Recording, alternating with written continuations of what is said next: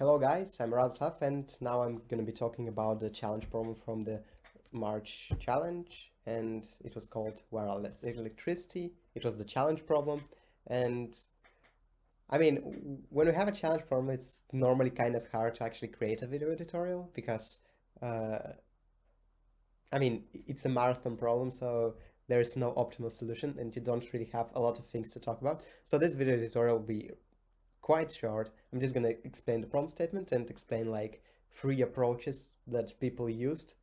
But unfortunately this time there weren't a lot of people who actually managed to get something that's better than trivial baseline approach.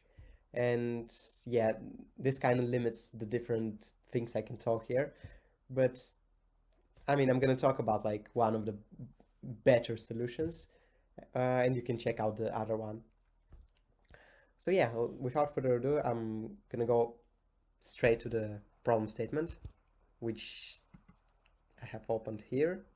There are still 7 hours left of the contest, but so far, if we look at the leaderboard, you can see that. Let's just quickly go to this problem. You can kind of see that there are only 4 people with more than 10 points for the current tests, which isn't great. And yeah, this problem is kind of harder than normal as a challenge problem, but yeah, let's just go to it. So, okay, basically this time we were given a grid, which was like large. You have like this grid, and also you have like some points and some segments on it. So like we have those segments and we also have like those separate points. Basically we have n points and m segments, where every segment is between 2 points. It's not necessary that the m segments have like endpoints from the endpoints. Maybe like the endpoints of those segments are different from those entities. And also we have 2 additional segments. The first one with endpoints -1, 0 and 0, -1. So it's like this small green segment. And then we have like this second one, which has like, it's pretty much to the upper right corner with like coordinates 10 to the 6th, or in this sample, it's this one. Note that here in this sample, they have moved this segment so that we can actually see some reasonable sample, but like normally this segment is actually further to the right. Somewhere like to 10 to the 6th. And yeah, we have like those segments, and in a way, what we have is that those segments are actually wires, like electric wires. And what we want, and those 2 special segments are basically like a positive plate and a negative plate. And in a way, you gain the electricity from there. And what you want to do is you kind of want to move around the other segments, like basically the ones that are given, like the M wires, so that you have like a connected circuit from the positive plate and the connected circuit from the negative plate. Or in some sense, like you want to get a configuration like that. As you can see, those are connected, like, yeah. And the main constraint, so like in a way you have some score where your score is based on 2 things. Basically, the first thing is Q, which is based on how you move the segments. And in a way, like, the movements are basically just like some translations. And you can't really rotate anything. So basically, like, if you move HI units horizontally and VI units vertically, then the cost will be the square of the HIs plus the square of the VIs. In some sense, it's like basically, this is, in a way, like if we move with some vector to some direction, like our segment, this means that the cost will just be like the length of this vector squared. And yeah, that's basically the notation of this. This is the score for a single movement of a single segment, and like the cost from the moving of the wires is just like the total, like the sum of the different costs for the separate wires. So yeah, I mean, you can basically move segments like that, and then you also have an additional cost, which is based for every city, because as I mentioned in the beginning, we actually have also n cities, where every city is represented by a point on the plane, and for every city, we actually find the closest wire, which is like positive, and the closest wire, which is negative. And I mean, it may turn out that like we always have at least one positive and at least one negative wire because of those special ones. I mean, like the one from -1, 0 to 0, 1, and like the negative one, which is like to, I mean, which is like to above and to the right, like in this direction. I mean, the upper right corner. So yeah, I mean, like we have those. So we, for every city, we always have at least one positive and at least one negative wire. And yeah, I mean, we just find for every city the closest two. And then if Ti and Si are the distances, we say that the cost for the city is basically the sum of the Si squared plus the Ti squared. And yeah, I mean, we just sum this over all. Yeah, I mean, we basically just sum it over all cities.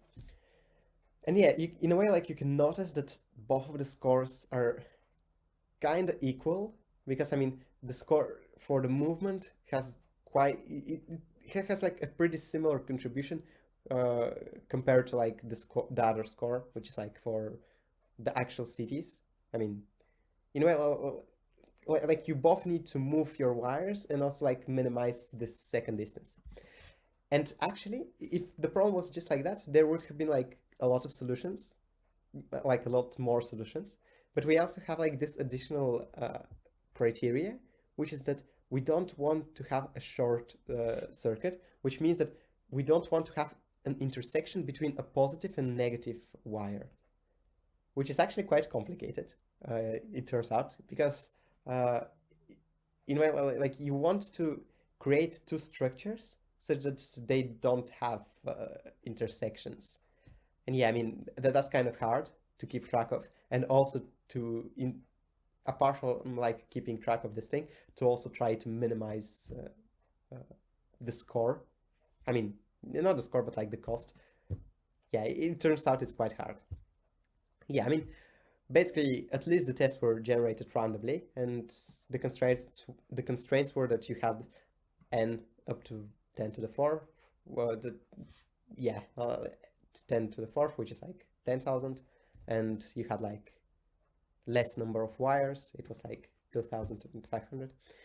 So yeah, I mean, yeah, they were generated randomly. You could basically see it over there, and yeah, you can also like get the score, some solution that basically just computes the scores. But overall, like, this is the problem statement. I mean, you kind of need to think about three parts. The first one is to minimize the movements. In some sense, like you don't really want to move some segments really far away.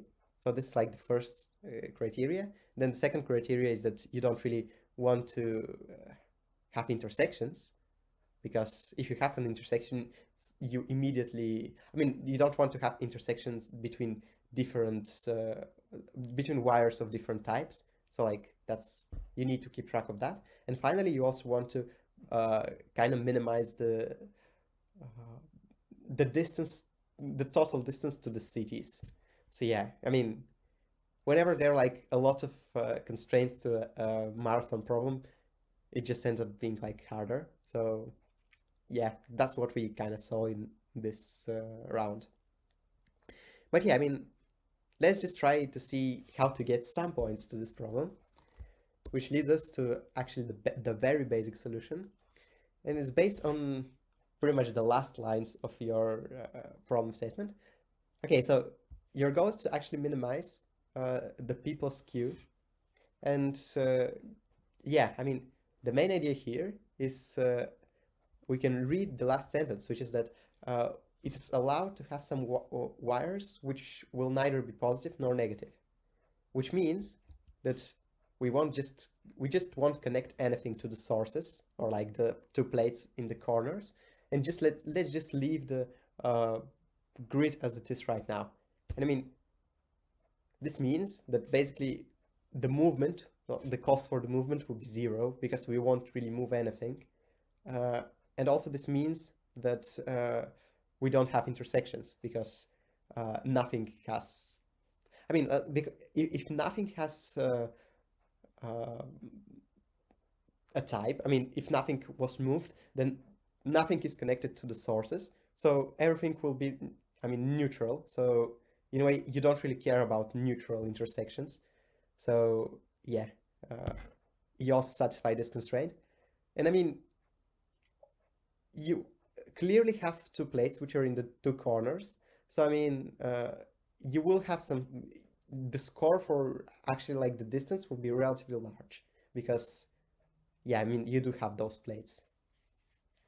And yeah, I mean, that's pretty much the main idea of the solution. It's quite simple, and you would get like some points for it. It's definitely not negative. Maybe it will be like 0.004, but I mean, it's better than nothing, and you pretty much don't need to do anything in this solution because you just don't move anything. And yeah, I mean, that's like the basic solution. You could get some points from it, but yeah, I mean, it's not interesting, but like it's just something. And after that, we actually have some randomized solutions, which were able to get like from 0.1 to 0.2 points at the current time I'm recording it, which is like 7 hours or like 7 or 8 hours before the end of the contest. So it's like kind of the end of the contest. So yeah, I mean, you could do some randomized ideas. You could also do some different greedies, which are basically just trying to connect to create something like two trees which don't intersect, and also like, yeah, I mean, in a way, you try to just create two trees that don't intersect, and yeah, basically there are different greedies, or you could try some randomized idea. Uh, one of the ideas I saw was pretty much you just repeat the solution while you have time, and you get a random segment, and you try to connect it to a random point from either the left side or like the right side. I mean, not left side, but like either the positive plate or the negative plate. And I mean, you try to because like in a way you have some possible endpoints to which you can connect it. You just either try to connect it to a random one or like the closest one. Both approaches could be done. And yeah, I mean, if we try to connect this random segment to just a random point from one of the two sides, then if we do get an intersection, then we just try to connect to somewhere else. And after k unsuccessful tries, we just delete this segment and try with some other segment. Otherwise, like, we just place this segment at this place and continue to the next step. And this way, like, if we continuously do this, we basically just get some solution, and we score the solution, and we try again with a random one. And I mean, in some sense, it's obviously better than just not moving anything, but there are some problems with the solution. I mean, I wouldn't say it's problems, but like, if you think why the solution isn't very good, it's mostly because it heavily depends on movements, because you don't gain anything geometrical if you just what can happen is that basically you just have some very shallow trees which don't really have maybe not really trees, but like, yeah, I mean, if you would get like two components which are very shallow, and I mean the things in the middle will kind of be disregarded. And I mean, you would rely very heavily on actually increasing the cost for movement. You do get like two non-intersecting things, but like for the points which are very close to one of the plates, their distance will actually be very large for the other tree. So in a way, like how this structure of your solution would look like, it would be like two trees where one of the trees is in this corner while the other one is in the upper corner, and they don't really intersect, which is like kind of problematic, because I mean, by intersect I mean one of the trees is fully above to the right, while the other two will be fully down below. And in a way, when you have some city down below, then the distance to the opposite plate will be very large. And you want like both of the distances to be kind of small. So yeah, I mean, this solution isn't ideal. And I mean, if you look at the scores, they aren't very good. So yeah, to actually get something better, you have to think about how to get like for every point, how to get both of the distances relatively small, and also how to make the distance not that large in some sense. And doing that isn't that hard, to be fair. And it actually, yeah, also I had to mention that we have to mention basically there are other solutions which give you between 0.1 and 0.2 points, but like the main bottleneck of those solutions is that in a way you always, I mean, maybe you'd have you either heavily rely on the distance, I mean the cost from moving stuff, or in a way one of your distances is very large, like to one type of the plate. The distance to one of the types of plates is kind of large, while the other one is very small. And in a way, what you want is to like redistribute so that both of them are kind of small. I mean, maybe not that small, but like kind of medium. And also like this cost of the movement shouldn't be that large. So this leads us actually to some other solutions, because so far we haven't really exploited anything geometrical. We just literally decided to basically just use some greedy and or some randomized idea, but we never actually explicitly use the geometric properties apart from actually checking for intersections. But I wouldn't say that's like a very good observation. And one of the solutions, which was the second best one, the first best one kind of used some similar approach, but it wasn't exactly the same. It's quite complicated. It has a lot of details. So I decided to just explain the main idea of the simpler solution, because I think you could gain more if you just like get the main idea and then you go to the details from the different solutions. But yeah, I mean, I already said it, but it exploits some geometric properties. And here you can see how the solution will roughly look like. So, all right, let me just get a pointer or something.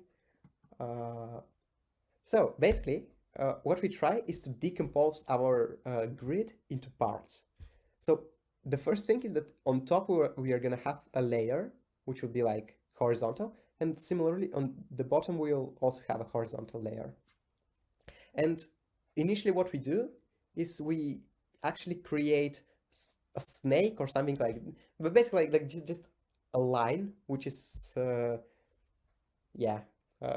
horizontal, and it's connected to this part. And so we do the same thing to the top. And I mean, creating such a line is relatively simple, and we are going to do this just greedily. Just always keep this point, like the last one, and just find the closest segment to this point, add it, then find the closest point, add it, and so on and so on. And in a way, we actually have fixed this, the maximal width. But by width, I mean like we have fixed this, yeah, basically this segment, so that we don't really, because like we don't really want this block, like this rectangle, to be to have a very large height. We kind of want it to be small. So in a way, like we have fixed this thing, and we try to find a snake or like some fitting line which is fully inside, and it's kind of like it goes to the end. And we do basically the same thing on the bottom, and we always choose like the closest line to actually complete this thing. And because we are choosing the closest line, this means that we are kind of optimizing for the Q, like where Q was basically the, I mean, the Q was basically the distance which we are moving the segments, because we are always choosing some segment which is like closest. So we are also optimizing for this thing. And yeah, I mean, this way we actually create this this grid. And now the main part is we are actually gonna alternate So in a way, like it's an alternating solution between those two top, between those like uh, horizontal rows. We are actually going to have some vertical columns where the columns kind of alternate. So let's say the first one will be for the positive plate, the second one will be for the negative plate, then the third one will be for the positive plate, then the next one will be for the negative one, and they'll just alternate. And if we have some, basically what we do, if we have some segment, like somewhere, we just are gonna, I mean, what we are gonna do is, we are gonna try building those lines, which are like from the bottom one, because we have already created the snake on the bottom line. And now what we can do is we can basically just create those other lines, and we'll do this greedily, so that basically whenever we have some line which is over here, we're just going to connect it to the closest endpoint, either from the top or from the bottom, but like depending on the parity, or like in which block the initial endpoint is. It's kind of hard to wrap your hand around it. It also, like, I mean, I wouldn't say it's very hard, but like there's some details you have to figure out. Maybe like if some line actually crosses multiple of those blocks, how would you handle it? But overall, what you do is you just like greedily do this, and in some sense, what will happen? Because like something that it's good to note is that you're not sure that you'll always have those columns full, or like I mean, sometimes it may happen that you have one of those columns empty because they're just like basically just no elements there, no segments there. So if there are no segments, you can't really create a snake there. And I mean, you can create it, but like then the distance will be very large. So we would rather just have it empty. So in some sense, like whenever we have some endpoint of a segment which is in a block, we just like would either move this segment upwards or downwards, depending on where we want to connect it. So yeah, I mean, this way we just create our a structure like that. And now you can notice that the distance for every point to like the closest green and red line is actually smaller, because for every block it can be, I mean, if it's somewhere here, basically like you always have two adjacent things which are of different colors, and on average this is like way better than just having everything red in one of the corners and everything green in the other corner, because like right now both the costs for the green and the red are kind of small, because I mean, take some point here or here or here or here. On the left it will have like a green line, on the right it will have a red line, and the cost will kind of depend only on the number of parts here. Like, yeah. And the main idea here was to actually the different solution actually try different numbers of vertical parts, and actually maybe not so intuitively, but like it was better to have a relatively small number of parts. So in some sense, like we try, I mean, a good choice was 2, 4, 8, 10, and so on until 50, but like some fixed values, because you don't really want to check with like 32 and then 33, because it doesn't really make sense. But yeah, I mean, in a way, those columns are very thick, so almost always they are full and there are things in them. So yeah, I mean, because like if one of those columns is very tight, most likely you won't be able to create a line in it. So yeah, that's why actually choosing some larger values for some smaller values for k was a better idea, and it gave like better scores. So yeah, I mean, in general, you try creating a structure like that, and yeah, I mean, the bottom row is fixed to be green, the upper row is fixed to be red, and then you just like have those columns which stick out of the bottom and the top thing. And yeah, this way clearly the total distance to those structures will be way smaller than if we just had like one of the corners green and one of the corners red. So we are good on the part of actually having a small cost. Then we are also good on the part of not having intersections, because basically, I mean, by construction, we kind of have like fixed boxes for the green and fixed boxes for the red lines, and they don't really intersect. So in a way, like we have partitioned the grid so that we don't really have intersections. And finally, we are also kind of good on basically like the distance, which we move the things.